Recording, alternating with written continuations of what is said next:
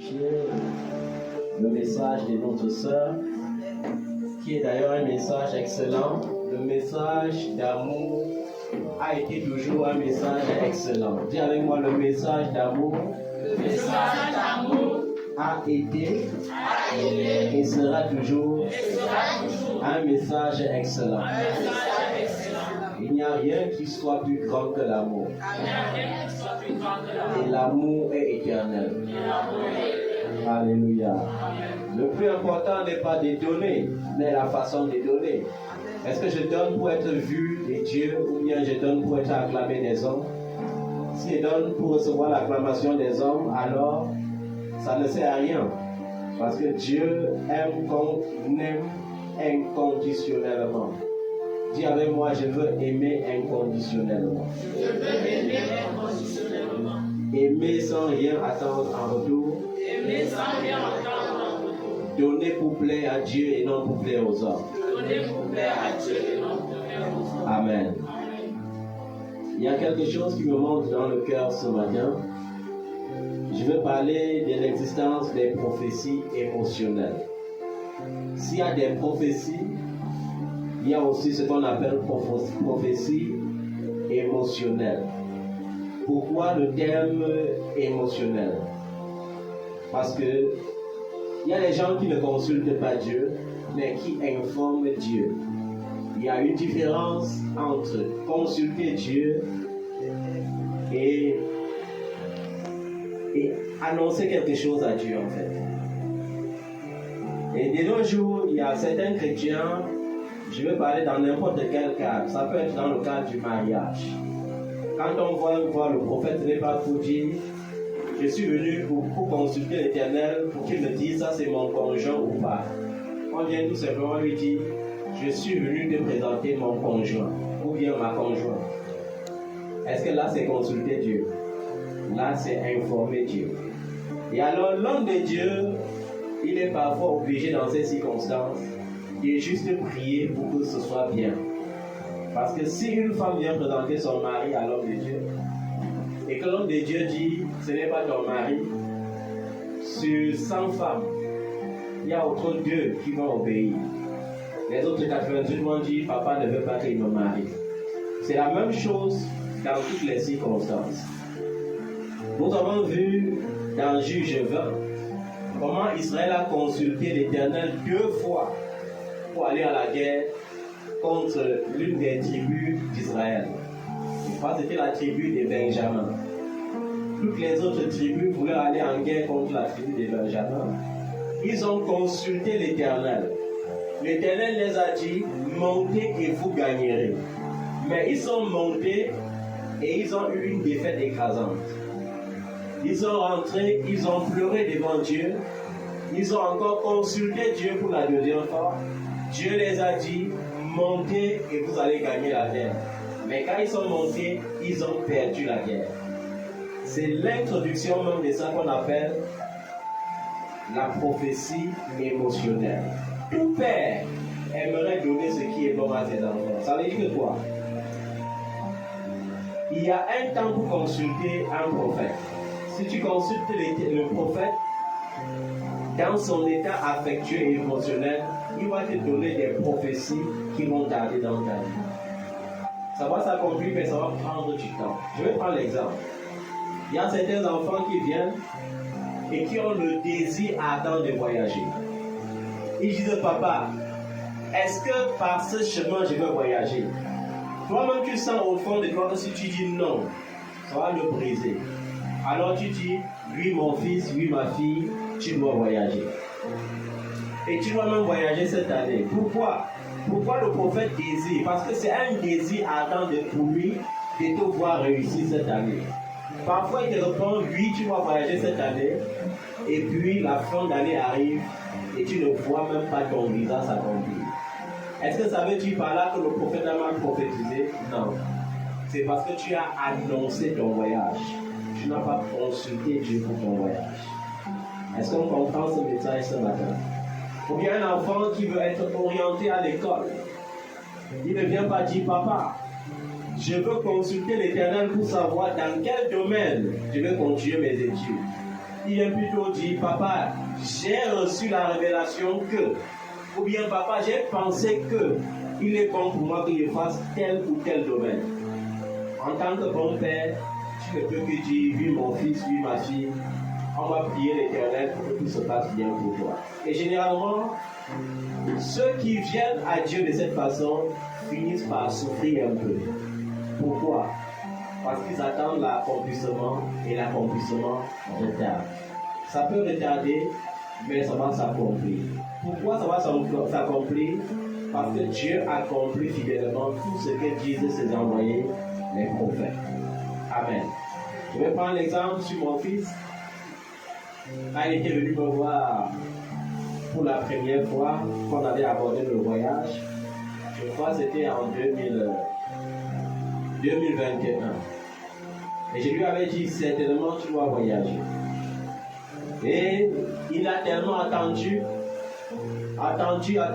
et c'est en fin 2023 que je lui donnais la confirmation que tu vas voyager en 2024. Mais là, il ne croyait plus parce que ça avait tellement traîné. Il a dit, est-ce que c'est encore possible? Parce que j'écris, on ne me répond même pas du tout. Mais je veux te dire quelque chose. Le plus important n'est pas de consulter l'Éternel, mais de savoir s'humilier devant sa face. Parce que quand on lit cette histoire dans Juge 20, on se rend compte que Israël ayant perdu la guerre 2 fois après avoir consulté l'Éternel, la 3e fois, ils ont trouvé bon plutôt d'aller s'humilier devant l'Éternel. Et quand ils sont allés s'humilier devant l'Éternel, la 3e fois, ils ont consulté l'Éternel et ils sont allés, ils ont gagné la guerre. Bien souvent, il y a des choses que nous désirons et qui ne retardent pas parce que ce n'est pas bon pour nous. Ça retarde parce que notre cœur n'est pas parfois prêt pour supporter ces choses. On a vu des enfants qui demandent le voyage à l'Éternel et qui disent au fond de leur cœur, le même jour où je prendrai l'avion, je serai libéré. Pas libéré des hommes, libéré même de l'Église, libéré même des hommes, libéré même des hommes de Dieu, libéré du fardeau de l'Église. Je ne dois même plus jamais ouvrir ma Bible. Je vais passer mon temps à me filmer devant les belles positions de la ville et mettre sur mon WhatsApp pour montrer aux gens que j'ai voyagé. Et parfois, ce sont ces attitudes qui font traîner l'accomplissement prophétique dans nos vies. Il y a beaucoup d'enfants de Dieu qui prient Dieu mais qui n'ont pas confiance en Dieu. Seigneur, je veux voyager, mais au fond, ils méprisent même le canal par lequel Dieu prophétise dans leur vie. La preuve, il y a beaucoup d'enfants qui me consultent que quand tout va mal, quand ils ont déjà essayé de leur façon jusqu'à ça échouer, alors ils se souviennent qu'ils ont un père. Et ils appellent en ce moment-là pour consulter l'Éternel. Mais leur mode de vie même ne glorifie pas l'Éternel. J'ai des fils qui vivent librement dans le concubinage, qui acceptent l'avortement lorsque leur copine avorte, et qui pourtant attendent de Dieu une grande bénédiction. Vous voyez, ça veut dire, on dit à Dieu, je suis libre, tu es mon sauveur, mais tu ne seras jamais mon Seigneur. Parce que quand Jésus est ton Seigneur, tu ne peux pas faire ce que tu veux, tu fais ce que Jésus veut.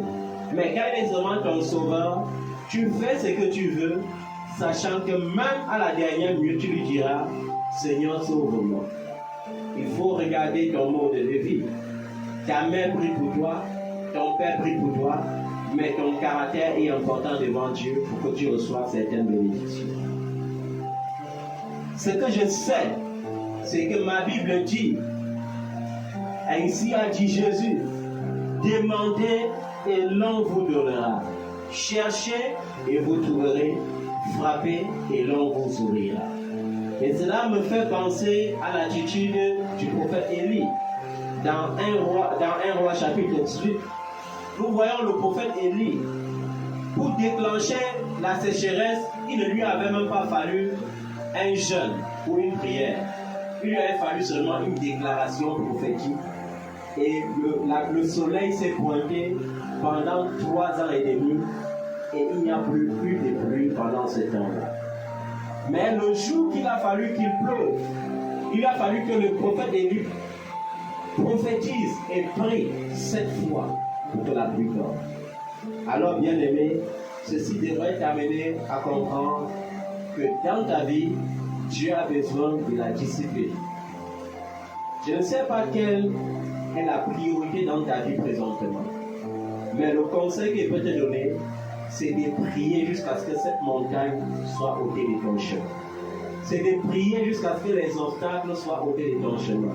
C'est de prier jusqu'à voir l'accomplissement. Est-ce que tu comprends ça? Il faut prier jusqu'à voir l'accomplissement. Il y a des enfants de Dieu qui sont dispersés et désordonnés dans leur façon de prier. Seigneur, je veux le terrain. Il n'a pas encore vu le terrain, il veut dire la maison. Seigneur, je veux la voiture. Il n'a pas encore vu l'argent, il veut la voiture. Après ça, il veut directement un jet privé. Après ça, il veut directement les voyages d'affaires. Vous voyez, c'est l'indiscipline.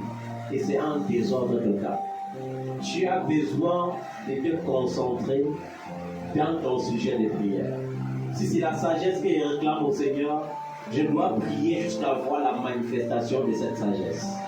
Si Élie, grand prophète qu'il était, a dû prier a dû prier 7 fois. 7 fois pour que la pluie tombe, cela devrait t'interpeller. Parfois tu pries une seule fois, tu allais abandonner. Et certains ne prient même pas. Certains font souffrir leur organisme. C'est-à-dire qu'ils veulent le raccourci. Ils disent, je préfère jeûner 7 jours. Jeûner, c'est bien. Mais jeûner sans prier, c'est prendre la résolution d'inviter les démons dans ta vie pour Dieu. Parce que lorsque tu jeûnes, et que tu ne jeûnes pas comme la Bible proclame le vrai jeûne dans Isaïe 58, tu jeûnes pour attirer les démons et non pour attirer les solutions. Le jeûne ne consiste pas seulement à se priver de nourriture. Il y a les exigences dans le jeûne. Est-ce que le jour de ton jeûne, tu rejettes ton caractère naturel, qui d'ailleurs ne plaît pas au Seigneur? Si le jour de ton jeûne, tu es en colère, tu as invité un démon dans ta vie. Si le jour de ton jeûne, tu mens, tu as invité un démon dans ta vie. Si le jour de ton jeûne, tu es cupide, tu as invité un démon dans ta vie. Donc nous devons apprendre à être disciplinés. Lorsque nous ne sommes pas disciplinés, le prophète a beau être un grand prophète, il doit prophétiser émotionnellement dans nos vies. C'est pour ça qu'on demande de ne pas être trop l'ami de l'homme de Dieu. Parce que quand tu es trop son ami, il t'observe maintenant émotionnellement. Et son désir de te voir réussir aussitôt doit le pousser à te dire, le Seigneur a validé, même lorsque le Seigneur n'a pas encore validé. Il m'arrive aussi moi-même en tant qu'élu, en tant que prophète, de faire des prophéties émotionnelles dans les vies des enfants. Parce que tu veux tellement satisfaire l'enfant, tu veux tellement le voir heureux, que tu oublies de lui dire lance-toi. Je me rappelle une fois, un fils m'avait appelé au téléphone pour dire, papa, je veux voyager pour aller dans quel pays? Est-ce que je veux voyager veut dire, papa, est-ce que je peux partir dans quel pays? Est-ce qu'il a dit, papa, est-ce que je peux partir dans quel pays? Il a dit, papa, je veux voyager pour aller dans quel pays? Alors, moi, en tant que père, et désirant le bonheur de tes enfants, tu ne peux que lui dire, oui, fonce, mon fils. Et je me rappelle que, à l'issue de cela, non seulement il n'avait pas obtenu son voyage, mais il avait perdu beaucoup d'argent. Toutefois, ce n'est pas lui qui avait perdu, c'est sa maman qui avait perdu. Ça fait mal, mais au fond, le fait de le voir entrer dans l'avion, c'était ça, la joie d'un père vis-à-vis d'un fils. Donc parfois, vous forcez Dieu à vous donner ce que vous désirez et non ce que Dieu désire pour vous. Est-ce que vous comprenez ça bien aimé? Donc ceci devrait t'amener à comprendre que lorsque la Bible demande d'examiner toutes les choses, consulter Dieu veut dire je place Dieu au centre de mes projets. Je le fais devenir premier dans mon projet afin qu'il me fasse réussir dans ce projet. Inviter Dieu à devenir premier dans un projet signifie, papa, j'ai pensé que, mais que pense le Seigneur? Est-ce que vous comprenez encore ça? Seigneur, j'ai pensé que je peux faire ceci. Mais que me dit le Seigneur? C'est pourquoi l'apôtre Paul, dans le livre des Thessaloniciens, qu'est-ce qu'il dit? Ne dites plus, demain je serai riche, ou bien demain je vais voyager. Dites plutôt, si Dieu le veut, je serai riche demain. Si Dieu le veut, je serai grand demain. Amen. Malheureusement, pour les pentecôtistes, on les a appris à faire trop de récitation comme les enfants de la maternelle. À réciter la parole de Dieu sans même comprendre que la richesse que nous demandons dans la prière, aucun jeûne et aucune prière, aucune notion ne peut donner la richesse à quelqu'un. Est-ce que vous saviez ça? On ne peut pas prier pour devenir riche. On ne peut pas jeûner pour devenir riche. Tu as beau jeûner, tu as beau prier, tu as beau acheter même l'onction, comme les hommes de Dieu vendent l'onction de la prospérité. Tu as beau acheter cela, ça ne te fera jamais prospérer. Parce que la prospérité avec Dieu n'est pas liée au jeûne et à la prière. C'est lié à l'alliance. Est-ce que tu comprends ça? La richesse est une alliance. Dieu a fait alliance avec David. Et cette alliance a perpétué la vie de Salomon. C'est pourquoi Salomon, ayant demandé la sagesse à Dieu, est devenu non seulement sage, mais tellement immensement riche. Abraham n'a pas demandé à Dieu la richesse. Il a fait alliance avec Dieu et de son alliance est née la bénédiction de la richesse. C'est pour ça qu'à la fin de la vie d'Abraham, on dit qu'il était fort riche. Il était chargé de vie, de bien-être et de richesse. Alléluia. Est-ce que je parle aux enfants d'Abraham ce matin? Je pense que je parle à un enfant d'Abraham ici. Donc la richesse que tu vois n'est pas une question de prière. La richesse n'est pas une question de jeûne.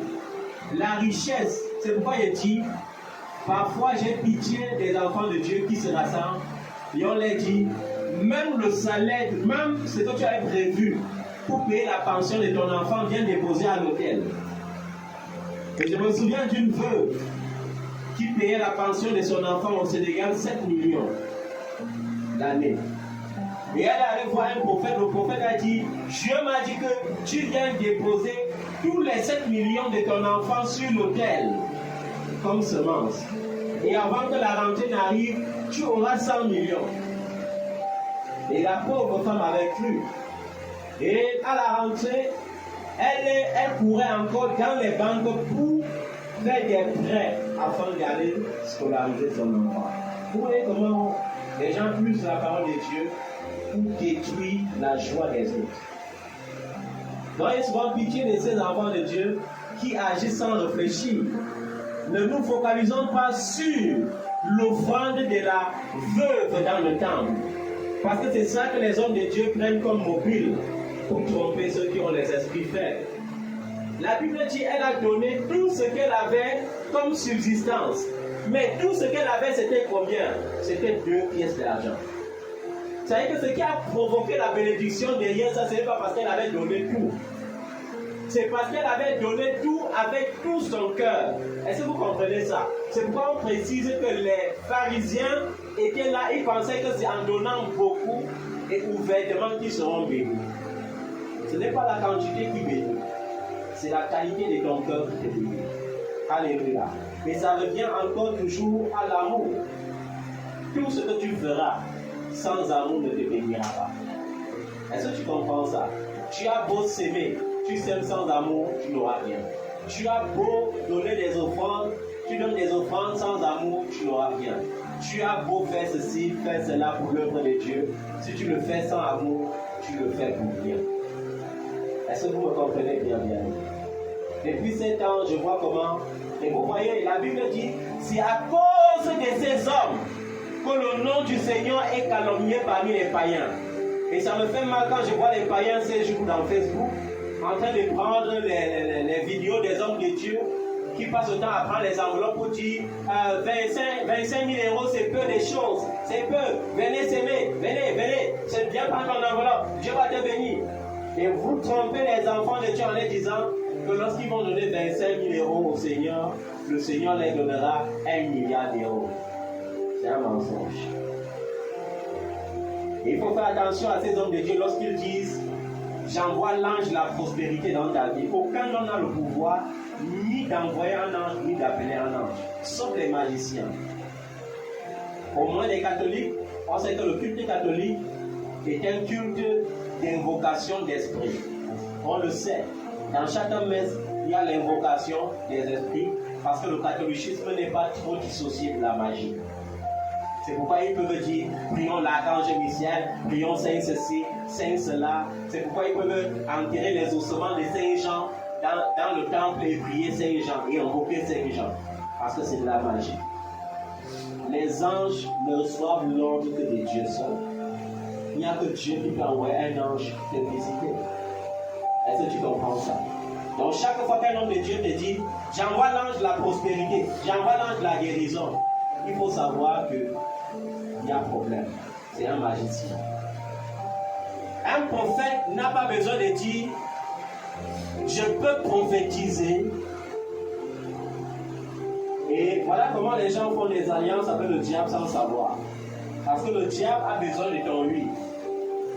Quand un homme de Dieu qui est prophète te dit je peux prophétiser, tant que vous ne dites pas oui papa prophétise, la prophétie ne peut pas sortir. Pourquoi? Parce qu'il faut que vous dites oui pour faire alliance avec ces esprits, qui n'est pas forcément l'esprit de Dieu, afin que quelque chose puisse sortir de sa bouche. Et je connais beaucoup d'enfants ici qui sont passés dans les églises de ces marabouts ambulants. Il y a les églises où on lève même l'épée au ciel. Les églises où on porte le tissu qui porte l'étoile de David. Et c'est comme ça qu'on pousse le peuple de Dieu à faire alliance avec des esprits qui ne comprennent même pas. Nous devons faire attention à le culte de la semence. Faire attention, pourquoi? Parce que la Bible dit que c'est Dieu qui donne la semence au semeur. Si c'est Dieu qui donne la semence au semeur, c'est que c'est Dieu seul qui a encore le pouvoir de multiplier la semence. Alléluia. Montrez-moi un verset biblique où Dieu a dit à Abraham que donne-moi les richesses pour que je te rende riche. Parce que c'est Abraham le père de la foi. Montrez-moi un verset biblique où Jésus a dit viens, toi qui dis que tu veux que j'ouvre tes yeux là, tu me donnes d'abord les offrandes, ensuite je vais ouvrir tes yeux. Montrez-moi un seul verset biblique. Si vous montrez un verset biblique pareil, c'est qu'à partir d'aujourd'hui, moi-même, je vais commencer à prêcher ce genre de choses. Nous devons faire attention, bien sûr. Plusieurs payent le prix, pas pour entrer au ciel, mais pour aller en enfer. Plusieurs payent le prix pour donner le culte à maman et non au Seigneur Jésus-Christ.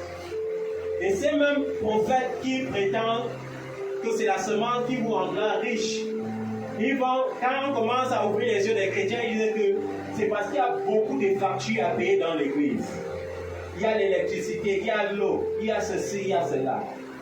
Et ce sont des bandits ambulants, tout simplement. Ce sont des brigands. La Bible les appelle des brigands et des mercenaires. Et ça m'étonne même pour les appeler papa, homme de Dieu, daddy. J'ai vu un homme de Dieu prêcher et dire que si le Saint-Esprit te demande de monter et que ton Père spirituel te demande de descendre, il faut que tu écoutes plus que la voix de ton Père spirituel. Vous voyez comment les marabouts montent sur le pupitre et prêchent. Et les esprits faibles sont là en train d'applaudir un mercenaire qui est monté sur le podium. Comment ton Père spirituel peut prétendre être plus grand que l'Esprit de Jésus-Christ? Et c'est comme ça qu'ils utilisent la parole de Dieu pour manipuler le peuple de Dieu. Et quand ils deviennent riches, ils deviennent insolents. Au début du ministère, ils sont humbles. Mais quand ils ont fini de tromper les esprits faibles, ils viennent dicter leur compte bancaire. J'ai 10 milliards dans mon compte bancaire. Que c'est-il à un homme de Dieu d'avoir 10 milliards dans le compte bancaire dans une église où les gens mettent juste des habits neufs pour masquer leur misère? Que c'est-il à un homme de Dieu d'avoir 10 milliards dans son compte lorsque dans l'assemblée, il y a des gens qui n'arrivent pas à bien s'alimenter? Et pour bénir les enfants, on dit je vais prophétiser dans ta vie. Tu es dans l'assemblée, l'enfant n'a pas les papiers. Toi-même, tu sais que dans ce pays-là, pour avoir les papiers, si tu prends un avocat efficace dans le domaine, tu le payes ne serait-ce que 5 000 €, l'enfant aura les papiers. Mais tu consoles l'enfant avec les prophéties. L'enfant ne travaille pas, mais tu exiges de l'enfant les offrandes et les dîmes. Et voilà comment on pousse les enfants de Dieu dans une forme de culpabilité quotidienne. On vous met dans un système où tu es dans l'assemblée. À un moment donné, tu crois que si tu ne prends pas aussi l'enveloppe pour mettre ta part d'argent dedans, ça veut dire que tu ne pourras jamais être béni. On vous met dans une compétition qui ne mène pas au ciel. Dans une compétition qui vous poussera dans la ruine. Non pas dans la ruine éternelle, mais d'abord dans la ruine terrestre. Parce que si tu ne vis pas bien sur cette terre déjà, tu as beau avoir la vie éternelle, mais tu n'as rien eu du tout. La vérité, c'est que les choses physiques ne se passent que dans le monde physique. Est-ce qu'on se marie au ciel? Est-ce qu'on enfante au ciel? Est-ce qu'on voyage au ciel? Est-ce qu'on bâtit une maison au ciel? Non. On voyage sur cette terre, on se marie sur cette terre, on fait des enfants sur cette terre, on bâtit des maisons sur cette terre. Les maisons qui sont dans la Nouvelle Jérusalem ne sont pas bâties par nous, mais par des anges. Est-ce que vous comprenez ça? Il est même d'abord impossible pour l'homme, malgré son intelligence, de faire des rues avec de l'or pur, comme dans la Nouvelle Jérusalem. Parce que l'homme est d'abord égoïste. Quand tu vas lui donner l'or pur, d'aller faire la route avec, il doit aller amasser cela dans son coffre-fort et chercher autre chose pour venir lui tuer la route avec. Par manque d'amour. Donc, qu'importe ce qui se passe, tout ce qu'il peut te conseiller ce matin, c'est que tu dois prier jusqu'à ce que cette montagne soit ôtée de ton chemin. Je ne connais pas quelle est ton attente. Peut-être tu es encore en location comme moi et tu désires avoir ta propre maison. Ne cesse pas de prier. Alléluia. La Bible demande d'ailleurs de prier sans cesse. Peut-être ce sont tes études qui te menacent encore. Tu ne dois pas te décourager. Tu dois étudier, mais tu dois aussi prier. Est-ce que tu comprends ça? Peut-être tu désires avoir l'argent pour faire encore plus que bien. Dieu ne te demande pas de venir s'aimer l'argent pour compter l'argent. Dieu te demande de s'aimer ton cœur. Alléluia. De donner ton cœur comme un sacrifice vivant pour qu'il te bénisse. C'est pourquoi dans le Isaïe, il dit, venez à la source et puisez, même ceux qui n'ont pas d'argent. Ça veut dire que ceux qui ont l'argent peuvent venir à la source avec l'argent, mais ceux qui n'ont pas l'argent doivent venir toujours à la même source sans argent et recevoir la même bénédiction.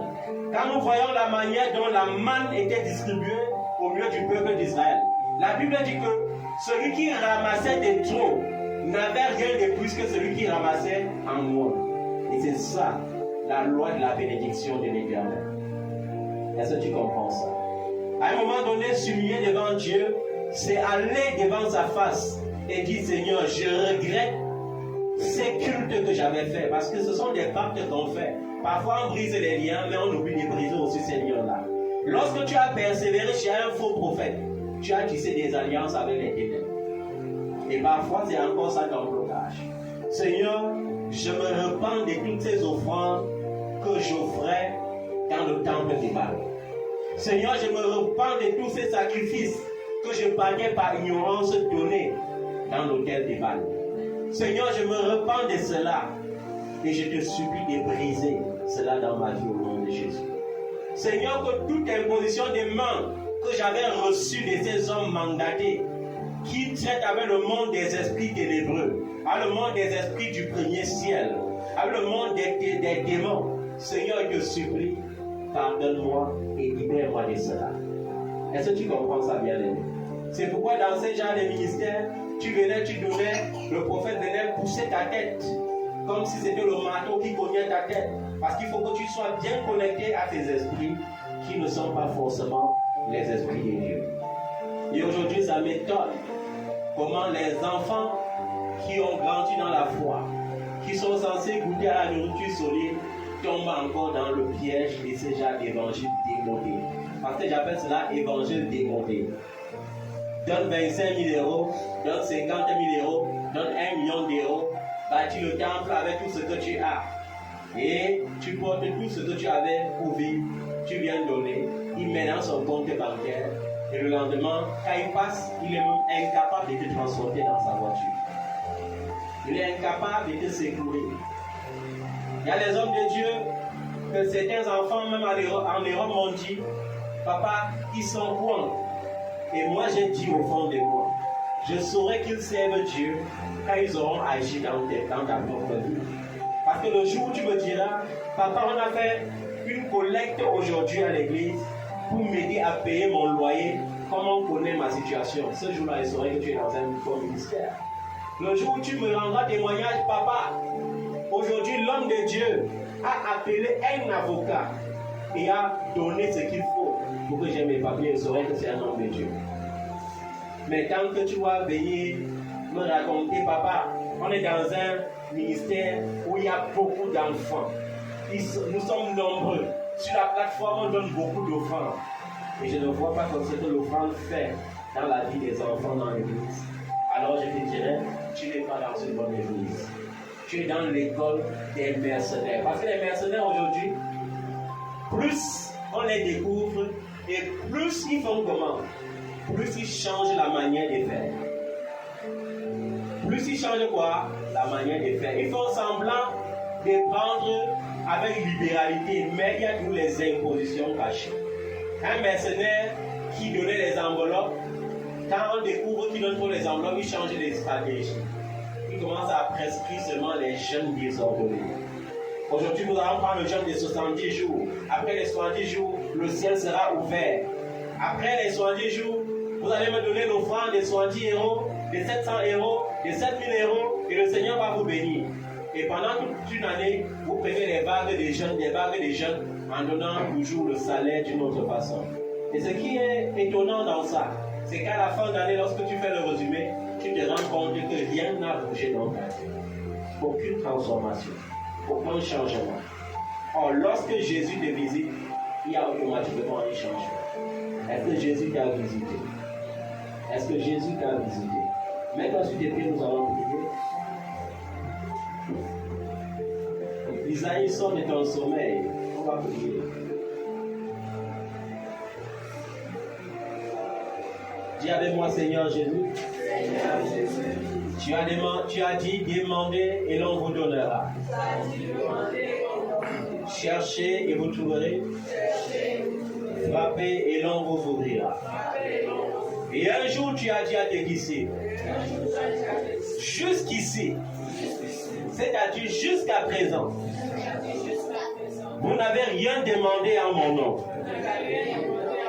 Demandez et l'on vous donnera pour que votre joie soit parfaite. Je ne dis pas que vous priez le Père, mais je dis que vous demandez en mon nom. Car moi et le Père, nous sommes un. Cela veut dire que Dieu désire que ma joie soit parfaite.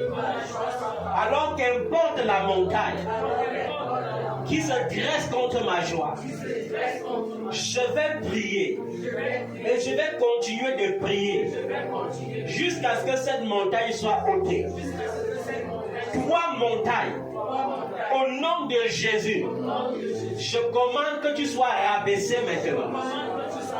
Que cette montagne devienne une vallée. Au nom de Jésus, que toute montagne que l'ennemi a dressée devant moi pour m'empêcher d'avancer soit renversée maintenant. Au nom de Jésus, que cette montagne soit ôtée. Au nom de Jésus, que tout homme fort que l'ennemi a dressé devant ma bénédiction soit lié et renversé. Au nom de Jésus, soit lié et renversé. Au nom de Jésus. Père, tu connais mon parcours. Dans mon temps d'ignorance, je suis allé vers des cultes qui ne t'honorent pas. Vers ces hommes appelés prophètes, qui sont des infiltrés. Vers ces hommes appelés apôtres, qui ne sont pas apôtres de Jésus-Christ, mais qui servent leurs propres intérêts. Et j'ai pris ce matin pour me déconnecté entièrement. Entièrement. De toute connexion que j'ai eue avec eux. Par une semence. Par une dîme. Par une alliance. Par une offrande. Au nom de Jésus. Père. Comme je place ma main sur ma tête ce matin, je prie et je déclare que toute imposition des mains que j'avais reçue et qui a occasionné une mauvaise connexion dans ma vie, qui a occasionné un transfert spirituel dans ma vie, un vol spirituel dans ma vie, une alliance démoniaque dans ma vie, une alliance satanique dans ma vie, comme je prie ce matin, Seigneur Jésus, tu es le souverain sacrificateur et tu as fait de nous un royaume des sacrificateurs. En tant que sacrificateur, je commande maintenant que ma vie soit déconnectée de toute alliance maléfique, de toute alliance démoniaque, de toute alliance de sorcellerie, de toute alliance d'incantation, au nom de Jésus-Christ de Nazareth. Que cette main imposée sur ma tête reçoive l'onction de l'Éternel et que par cette onction, tout joug étranger dans ma vie soit brisé. Tout joug étranger dans ma vie soit brisé. Que ma vie soit totalement déconnectée de ces autels qui ne te glorifiaient pas, de ces autels qui ne t'honoraient pas. Et comme je prie ce matin, tout ce qui avait été volé dans ma vie, par des impositions des mains, que cela me revienne au centuple au nom de Jésus.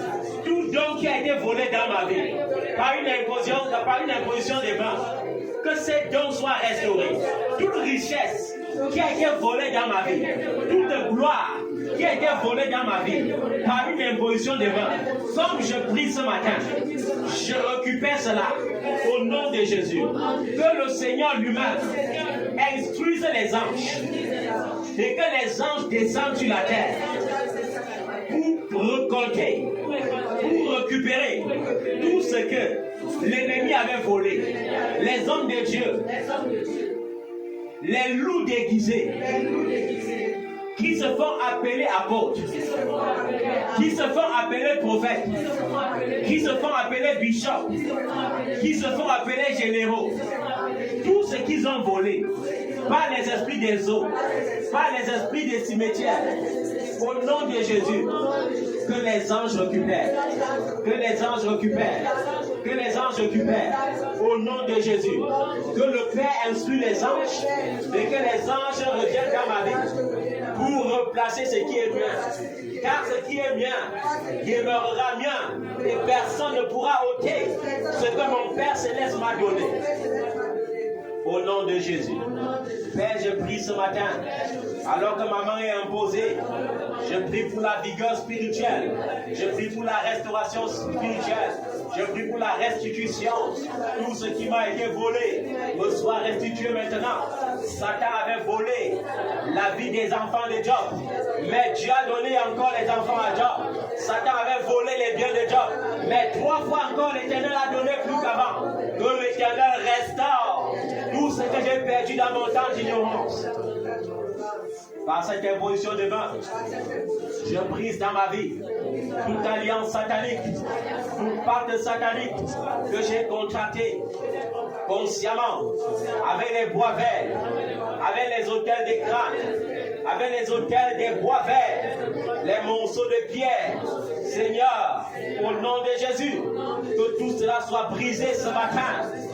Au nom de Jésus, que toute invocation des dieux morts soit brisée dans ma vie. Au nom de Jésus de Nazareth, Père, tu n'es pas une idole, tu n'es pas une émotion. Tu es souverain et tu es l'unique vrai Dieu. Que les hommes te servent, toi seul. Que les hommes te servent, toi seul. Yahweh, que ton nom seul soit honoré de génération en génération. Ce nom que tu as révélé, Jésus, devant lequel tout genou fléchit et toute langue confesse qu'il est Seigneur à la gloire de Dieu le Père. Que mon intelligence soit restaurée, ma sagesse soit restaurée, ma gloire soit restaurée, ma vision soit restaurée, ma force restaurée, ma vigueur restaurée. Tout ce que j'ai perdu ou en mon temps d'ignorance me soit restitué.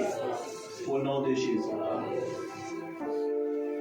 Père, lorsque tu m'auras restauré, alors j'apporterai dans ta maison des actions de grâce, des offrandes qui t'honorent, afin que, Seigneur, ces autels maléfiques ne rebondissent plus jamais dans ma vie.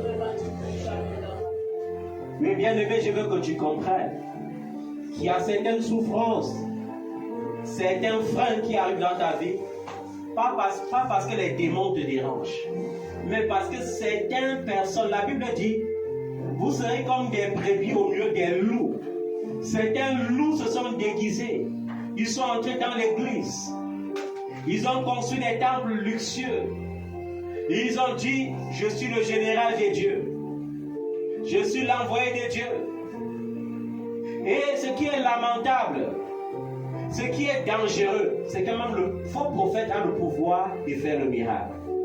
Ce qui est dangereux, c'est que même le faux prophète a le pouvoir de prêcher le retour de Jésus-Christ. Et il vous maintient dans des alliances bizarres. Tu as fui l'église catholique parce que tu fuyais la sorcellerie. Tu as fui l'islam parce que tu craignais l'enfer. Et vous savez, ce qui me plaît dans l'islam, c'est qu'il y a des sourates qui précisent correctement, qui précisent que tout musulman ira en enfer. Et je me demande bien comment quand les gens lisent cela, ils arrivent sur ça, ils sautent. C'est pourquoi j'ai dit il y a même un problème d'envoûtement dans ces choses. Parce que toi-même tu as un livre, tu lis un livre qui te dit que toi qui pratiques la religion, si tu iras en enfer, mais tu ne prêtes pas attention à ça.